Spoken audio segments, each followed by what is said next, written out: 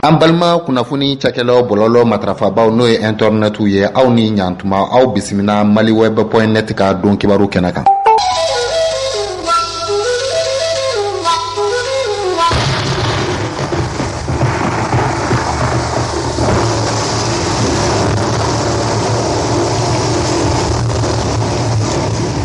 Bismillahirrahmanirrahim. Alhamdulillahi rabbil alamin. An bi barka da Allah na kiraye. Kulu tamana biyera. Bon, wula ni sinin to da avec chogo ina na kon se ko foni bamanandre de foni parce que tuma do la bi shuya don. Bamanandre. Ne rete sugo fo able. Ayer se ko fo. Ah bon. Ayer se ko fo. Ne rete sugo fo. Eni ka shuya be. Ayo. Fo mandi. Nu tuma do la ambi don ta fo nyina sa donga. Bon, an b'a bolo da, an b'a fɔ ko ni Ala sɔnna, an bɛ nin kɛ. Ni Ala sɔnna. Nka n'i ko ko n bɛ nin kɛ, n bɛ nin kɛ. K'a sɔrɔ i ma Ala ɲiyɔrɔ bila a ko la. Tuma dɔ, i bɛ ka jɔn Ala la. O kelen ye, filanan, i bɛ kɛ kuma fufɔla ye. Sabula ni Ala y'a ka latigɛ boli kan. A fɔ ko karisa kun ye nin fɔ k'a bɛ nin kɛ nka k'a kun ɲinɛ na Ala kɔ donc o tɛ kelen kuma fɔfɔla ye ko ni maa bɛ kuma i kana ɲinɛ Ala kɔ o ye tiɲɛ ye sabula anw tɛ se ka foyi kɛ ni Ala ma min yamaruya i y'a faamu se t'an ye ni Ala ma se min d'an ma fanga t'an na ni Ala ma fanga min d'an ma o de kama n'an bɛ ko o ko min kɛ an kana ɲinɛ Ala kɔ abila ye ko hadamaden b'u ta kɛ mais Ala fana b'a ta kɛ dɛ o tiɲɛ an ka kow bolodacogow tɛ kelen ye kow tɛmɛcogow tɛ kelen ye anw b'a ŋaniya siri ka kɛ ni Ala ka se dili an ma k'a fɔ ko an bɛ nin kɛ nka Ala min y'a lawaleyabaa ye ni a y'a sɔrɔ Ala ka ko latigɛcogo ni an ka ko latigɛcogo tɛ kelen ye Ablaye kuma dɔw bɛ fɔ ɲɔgɔn kɔ o de kama a ka fisa kosɛbɛ ka to ka Ala ɲiyɔrɔ bila k'a fɔ ko ni Ala sɔnna an bɛ nin kɛ awɔ Bamanandre Ablaye Nani ko bɛɛ dalen dɔ kɛ Ala de bɛ sɔn o ye tiɲɛ comme ni dugu jɛra si tɛ so i si dilan kan o ye sababu ɲini ye Ablaye sababu ɲini y'o ye sababu ɲini don sabula Ala ko a bɛ an sɔn wa Ala bɛ an sɔn fana nka a bɛ tɛmɛ fɛn dɔ de fɛ walasa k'i sɔn ni e y'i da so k'i tɛ baara kɛ ko Ala bɛ n sɔn Ala tɛna wari di dalen ma ye dɛ bana t'i la i dɛsɛlen tɛ i ma baara ɲini ka dɛsɛ a la fo n t'a kɛ Ala tɛna di dalen ma ye dɛ nka n'i bɔra ka taa baara kɛ i bɛ baara min kɛ i bɛ fɛn sɔrɔ o la o tɛ Ala kelen k'i sɔn wa sababu in dɛ o ye baara in de ye Ablaye ko diɲɛ ko bɛɛ sababu fɛn bɛɛ sababu ye ko ni sababuya bɔra diɲɛ la ko diɲɛ bɛ jɛgɛn o ye tiɲɛ ni sababu bɔra diɲɛ na diɲɛ bɛ jɛgɛn sabula kow gulonnen don ɲɔgɔn na ko dɔ bɛ na ni ko dɔ ye ko min bɛ na ni ko min yɛrɛ o de ye sababu ye i y'a faamu micro an sigilen bɛ ka kuma yan a sababu ka ca walasa lamɛnbaaw k'an lasɔrɔ o tɛ tiɲɛ ye micro bɛ yan kɔnsɔliw bɛ yen minɛnw ka ca a fɛnw tugutugulen don ɲɔgɔn na o bɛɛ ye sababu de ye walasa lamɛnbaaw ka se k'an kumakan mɛn an misaliya suruma ko n'i y'a ye taa bɛ ji wuli ko barama dɔ b'u cɛ wala n'o tɛ ni fɛn ma don tasuma ni ji cɛ ji kɔni bɛ se tasuma la dɛ a bɛ ko tɛ dɛ ou bien de ko n'i y'a mɛn tasuma bɛ ji wuli ko barama de b'u cɛ o ye sababu o kɔni ye sababu suruma dan ye sinon bɛɛ kɔni b'a dɔn k'a fɔ kɔni ko ji bɛ se tasuma la ayiwa alhamdulilayi mun ne b'i yɛlɛ min bɛ se min na o ye de min bɛ se min na o de ayiwa tubarikala bisimila Ablaye Nani bi ye alamisa ye kutukalo tile 26 don san 2021 fasiribaw sɛbɛnni kɛ fasiri gafew kɔnɔ an bɛna lajɛ fɛrɛ tɛ fɔlɔ ye min ye ka se ka o kumaba dɔw ɲɛfɔ maaw ye walasa faamuyali ka sɔrɔ a la tubarikala an b'a daminɛ ni gafe mun tɔgɔ ye l'indépendant kɛn yɛrɛ an b'an yɛrɛ ɲini kɔni fɔlɔ tiɲɛna an bɛ yɛrɛ ɲini na sabula an bɛ waati min ko sisan cɛmancɛ fanga kuncɛli a kun fɔra ko kalo 18 caman kɛr'o la politiki tɔnw faralen ɲɔgɔn kan ka kɛ kulu dɔ ye an bɛ wele ko le parti et regroupement politique olu kɔni ka hakilila in sigira walasa ko cɛmancɛ fanga bɛ se ka kɛ ko ɲanen cogo min na k'u ye tɔnsigi dɔ kɛ tɔnsigi dɔ senfɛ k'u y'a jira k'a fɔ ko u ma jɛn n'a ye tile kelen ka fara cɛmancɛ fanga waati fɔlen kan wa ko tonsigi min bolodalen no camancɛ faga ɲɛmɔgɔw fɛ n'o ye assise nationale de la refondation ye o k'u ma jɛn n'o fana ye k'u da t'o la a bila an da kulu dɔ sigira wasa ka Alu Bakar Diallo k'ale senkɔrɔma dɔ jamana ɲamakala ta nata in na politiki tɔn mu kan jate dɔ a wele ko ADR ko a kuma surunna mɔgɔ dɔ ye hakililaw di k'a jira k'a fɔ ko dalen don ala k'a fɔ ko a ko kunbɛn cogo ɲuman na kosɛbɛ a bila sabu olu y'a ɲini k'a fɔ ko a k'i kanbɔ fanga nɔfɛ ko 2017 ko i bɛ ka kɛra fɔlɔ ye Soumaïla kɛra filanan ale kɛra sabanan ko i bɛ ka tey Soumaïla tey donc a ka tile bɔrɔ kalata de dabila ayi kalata voilà les échos wili ko Bagalora malien n'o ye kalan kuncɛ ɲɔgɔndan min bɛ to ka kɛ ni san o san n'a bɛ lycée kalan kuncɛ camancɛ kalan ko bon camancɛ kalan dɔrɔn tɛ a bɛ lycée kalan de kuncɛ camancɛ kalan taabolo wɛrɛ olu tɛ bagi kɛ awɔ min bɛ tali kɛ a ɲininkali minnu kun kan ka kɛ kunun ko olu kɔni balila ka ye fan bɛɛ fɛ k'a sɔrɔ ni ɲininkali ɲɔgɔndan sow tɛ a bila ndani ko a kɔni kɛra gɛlɛyaba ye kunun ko baara tɛmɛcogo la Cour suprême kiiritigɛla ni o ye procureur ye Mamudu Tembo ko ale kɔni ye pereperelatigɛ dɔw di nɔminali kan min kan ka ta ka ɲɛsin maaw ma minnu ye a fereke banguruba min bɛ jamana ɲɛmaa to a la o sanni ko ani finitigiw ka minɛsan dɔ hukumu kɔnɔna na bila ndani UNESCO ko ale fana ye kunnafonidilaw kalan baara taabolo dɔw la bila ndani Soleil hebdo dugu tile ale y'a jira k'a fɔ ko URD kɔnɔna na ko ɲɔgɔn sama kɔni bɛ nɔ cɛbɔ mɔgɔ dɔw bɛ olu bɛ ɲɔgɔn sama la u b'a fɛ ka kɛ cɛbɔ ye dunan b'a fɛ ka walidu ci ko min bɛ tali kɛ Igor ni Bubu ko olu kɔni kɛmɛ ka u yɛrɛ dɔgɔya k'u yɛrɛ bila minɛn dɔgɔmanin kɔnɔ a bila ndani o wale ko Dinanguru ko dugu labilara kan minnu kan ɲɛfɔli dɔw kɛlen don o siratigɛ la Seydou Mamadou Kulibali ni ale ye sira ɲɛmɔgɔba ye sira ɲuman b'a bolo kulu min ayiwa kuma ka ca kulu min fana wele ko politique kulu min wele ko mouvement bɛnkan u bɛnnen don o ɲɛmaa don ayiwa u bɛnna k'a la ko an waati min ko sisan ko politique mɔgɔ caman b'a la ka wuli ka mankutucɛnw ta ka ɲɛsin ale ma ko yanni ka olu minnu b'a la ko wale ninnu k'i bɛ taa ye siɲɛ caman k'a fɔ ko kuntilenna ni hakilila foyi t'u bolo ka ɲɛsin Mali jamana ma wa k'u b'a la ka kuma minnu fana fɔ ma ko fɔlen ma ko olu tɛ kuma kalamaw ye a bila ndani ne kɔni bɛ ko kelen dɔn ni ko bɛ ka kusi caman cɛ la i man ka yɛlɛ yiri ka mɔgɔw ɲɛna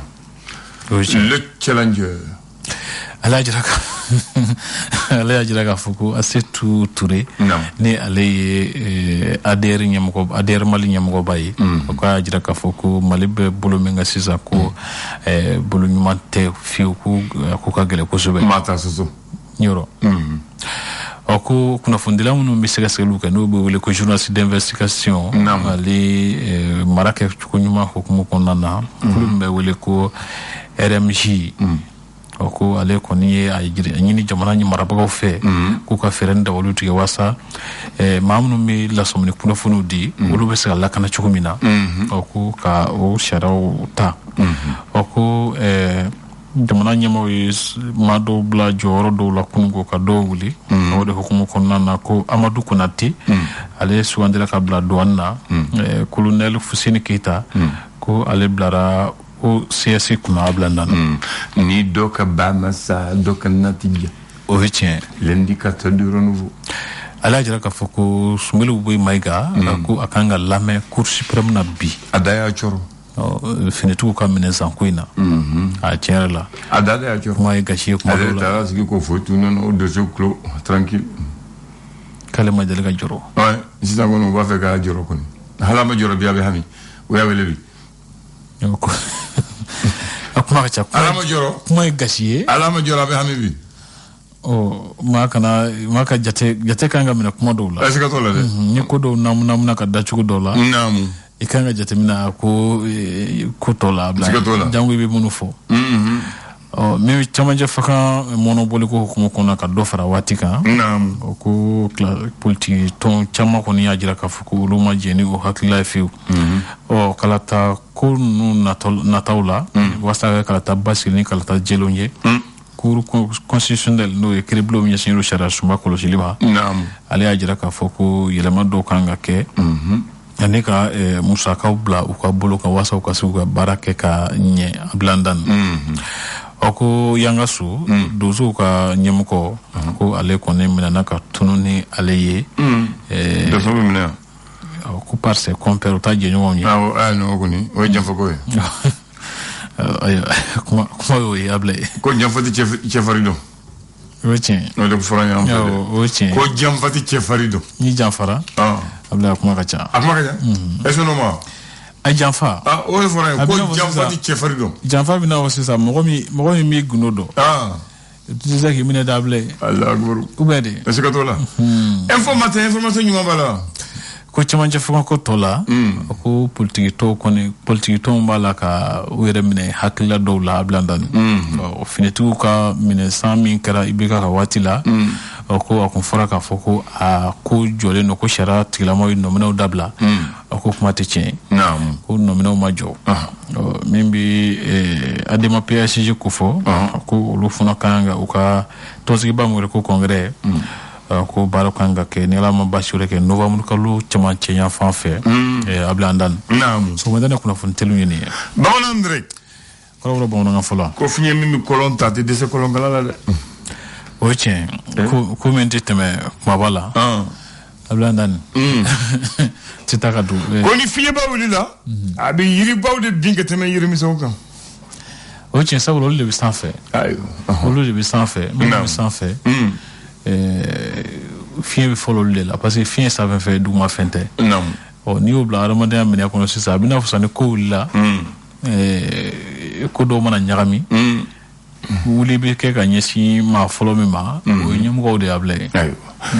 ni ya jatimna wati mi utukalo kletan sheki samba flani muka ay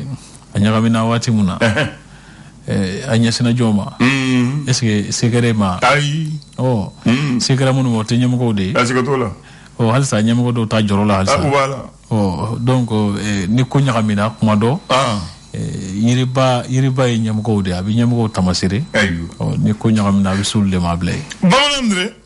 metane la parce que ni bi kuma ni bi mundo en fait koron fait Tombouctou ni mono yoro minna wolo yoro minna la da tumbe o tumba ke basiki tumbe bonya be tumbe dugutigi ka bonya bal mamika bonya be karamo ka fem saba ayo soro mais si ça huyo bi no bi na don halama den antinyo don tuguni iya soro en fait almami dugutigi donikela fama ibo soro ko do e Dubai muso kalente ni muso flate sabanande bubulo iba soro ko do e forobade jama be bo segere dumuni bitibi halimatu mundo budo do tuma shige di biro wo chola bonya ni masigi be utu deni den woro bonya won alo soro en fait baya soro en fait dutigi almami waritigi fama nubi tagama u kelenti tagama kare la bada il y a sur toujours ma fla de beaucoup dogara ma fla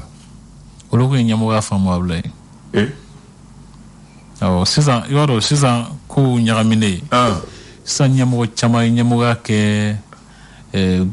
kudugu ni kudabri uri kama jamana be gele akono itel mami sura kelem be karala be marché ite dugutigi sura dugutigi sura akele abi kare kuna be marché doni kele ita sura akele ayelen do abi ay hasi di waritigi sura fana akele kare kuna akele bi ayarma parce que olu kunda fe ka fendugo mugobla namu ukunda fe ka koke mimi tanachen ukunda fe ka koke mimi se ka sababu ye ka dugu churu nga sisan ajate minake muye mali churu ni dugu ni fe on te ɲɛmɔgɔ ye ne ye ɲɛmɔgɔ ye an fila ni an den kana ko dɔ labɛn ka taa ko dɔw fereke jama ta kalama yɛrɛ b'a dɔn ko an bɛ ka min kɛ ko ɲuman tɛ o ka taa jamana bi curu dugu bi curu donc tiɲɛ tɛ fɔ bilen parce que olu tun b'o kɛ de n'i ye dugutigi ye e kelen man ka foyi kɛ fo seere ka sɔrɔ i la a sabanan b'a fɛ k'o de fɔ n'i taara dugutigi bara n'i taara mɛ alimami bara waritigi bara toujours ale ni maa kelen de bɛ a kelen t'i kɔrɔsɔ e ni dɔ i b'a sɔrɔ toujours dɔ b'a kɛrɛfɛ fɛn fɛn bɛ kɛ o bɛ sɛdɛ sisan dugutigi bɛ dɔ sɔrɔ kɔnɔɲɛ na a y'an kɔnɔ an bɛ ɲɔgɔn ye o t'a ɲaga parce que u b'a dɔn u b'a fɛ ka ɲagami de o n'i b'a dɔn i b'a fɛ ka ɲagami i bɛ tɔw sen bɔ a la kɛ o de tɛna ni gɛlɛya ye ba a naaninan bɛɛ bɛ dugutigi kɔsɔ dɔn mɔgɔ yɛrɛ bɛ se ka fɔ ni an ka dugutigi tɛ sɔn nin ma ni kuma dɔw fɔra kɔni dugutigi tɛ sɔn nin ma dɛ mais sisan an ka ɲɛmɔgɔ n'an ka dugutigi filɛ u bɛ yala sufɛw kɛlɛ u bɛ maa kunbɛw kɛlɛ u tɛ maloya kɛlɛ muso kelen de bɔ tuma dɔw wele yɛrɛ cɛ gɛnɛ yɛrɛ o ye tiɲɛ ye an fɛ cɛ gɛnɛ yɛrɛ mɔgɔ tɛ taa bara cɛ gɛnɛ bɛ wele de an fɛ cɛ gɛnɛ wele ni mɔgɔ bɛ cɛ gɛnɛ i tɛ taa bara dɛ cɛ gɛnɛ bɛ wele de ne bɛ n ta de dɔn n se k'a fɔ yɔrɔ bɛɛ k'o tɔ dɔrɔn yɛrɛ i b'a fɔ mali siyaw ka ca mais i bɛ taa sɔrɔ ni fɛn dɔw bɛ an bɛ ɲɔgɔn sɔrɔ olu la bilen ninnu ye fɛnw ye parce que fɔlɔ an b'a fɔ anw yɛrɛ fɛ yen a bɛ fɔ de ko cɛ gana danama tɛ parce que pour que ka kɛ walasa i ka danamɔgɔ ye fɔ furu sira ka tɛmɛ ni dɔ cɛ a ka fɔ ko nin ye karisa buranna ye nin ye karisa muso ye n'o kɛra sisan e tɛna se n'o sɔrɔ o ye danaya taamasiyɛn ye nka i tunu man di fana ma bilen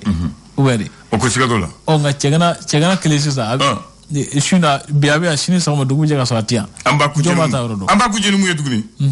dugutigi alimami kiritigɛla danaya b'u kan an tɛ taa an fɛ ni sisan tɛ ne tɛ se ka taa ne ye fanga la dɛ ka taa ne ye police gendarmerie la ni an ma bɛn an b'i wele dugutigi fɛ ni dugutigi y'a kiri bila yɔrɔ min na an bɛɛ b'o sɔn o ma maa si t'a fɔ k'an wele police la an faralen don diɲɛ ni lahara an b'i wele dugutigi bulon de la tiɲɛna ni sisan tɛ polisi ka wele fanga la an yɛrɛ ko dɔ waati min na dɔ tun b'an ka dugu la u y'a wele fanga la a taara kalo damadɔ ye kaso la a nanen an tun b'a lajɛ de tellement a t'i ye quoi a tun t'i ye k'a fɔ ko nin ye kasoladen yɛrɛ i tun t'a ye yɛrɛ fo n'i taara kaso yɛrɛ la nka sisan o ye kɛ juges fɛ yen ani polisiw ni gendarmew fɛ yen o de kɛra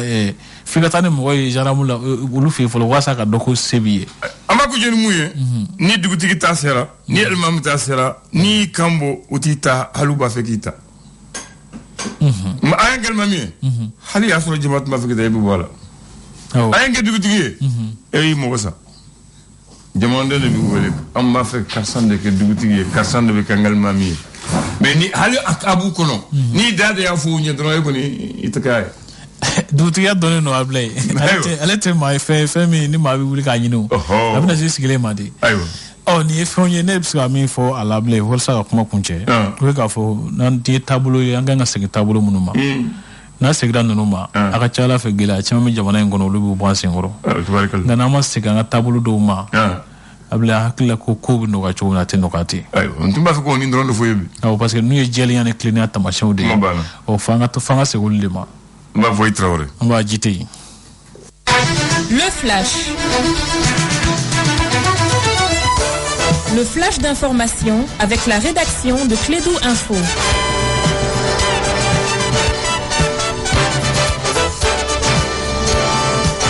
Bien, sacré Bakary, vous avez la parole pour le flash de 9h. Merci Abdoulaye, bonjour à toutes et à tous, bienvenue dans ces flashs d'information. Nous allons commencer ces flashs d'information par donc cette nouvelle dans les dossiers d'achat des équipements militaires et l'avion présidentiel. Soumilou Boubé Maïga, ancien ministre, ancien premier ministre, et deux autres personnes sont convoquées ce matin même devant la chambre d'accusation de la Cour suprême. La question que se pose aujourd'hui, en absence de la haute cour de justice, est-ce que la Cour Cour suprême peut traduire un ancien ministre. Donc la question reste donc posée. Dans le cadre de concertation entre les ministères des Affaires religieuses et des coutumes et les leaders religieux et chefs des quartiers, autres autorités traditionnelles, c'était hier au Centre international de conférence de Bamako. L'objectif, mettre un terme aux dissensions entre les tendances religieuses, surtout musulmanes. Le cardinal Jean Zerbo, le pasteur Yatara et plusieurs membres des associations musulmanes ont participé à ces dialogues inter- et intra-religieux préconisés par Tcherno Adi Cham, vice-président du Haut Conseil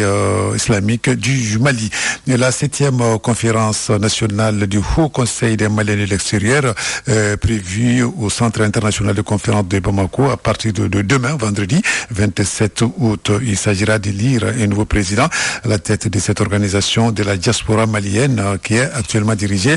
par Habib Silla. Cependant, l'organisation de ces élections suscite aujourd'hui beaucoup d'inquiétudes de la part de certains membres du Haut Conseil des Maliens de l'extérieur. Le Conseil de base du Gabon ne reconnaît plus Habib Silla comme son représentant.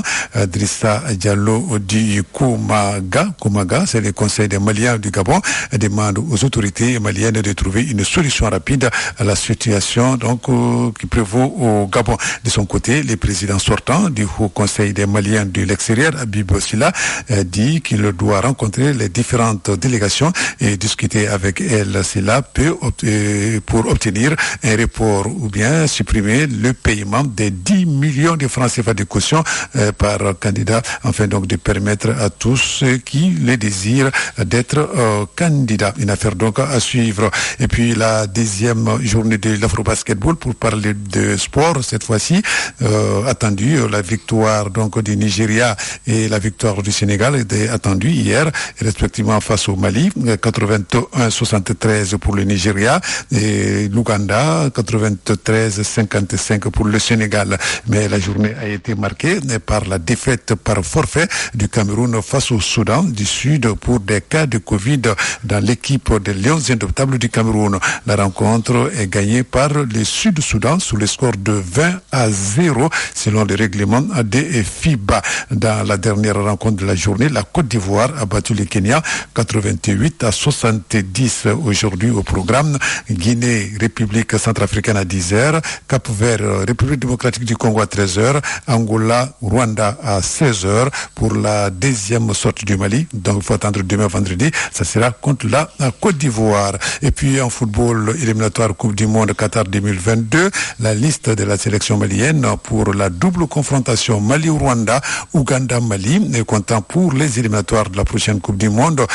sera ainsi connue aujourd'hui même à l'issue d'une conférence de presse qui sera donnée par les sélectionneurs nationaux. Madou Makasouba, ça sera au siège de la Fédération malienne de football, sise à la CI d'Emile à Amdalaï. Ça sera donc à partir de 17h selon un communiqué de la Fédération malienne de football. Voilà, c'est tout pour ce flash d'information. Merci de l'avoir suivi. Retrouvez la rédaction dans moins d'une heure pour d'autres infos sur notre antenne Radio Kidou Abdoulaye.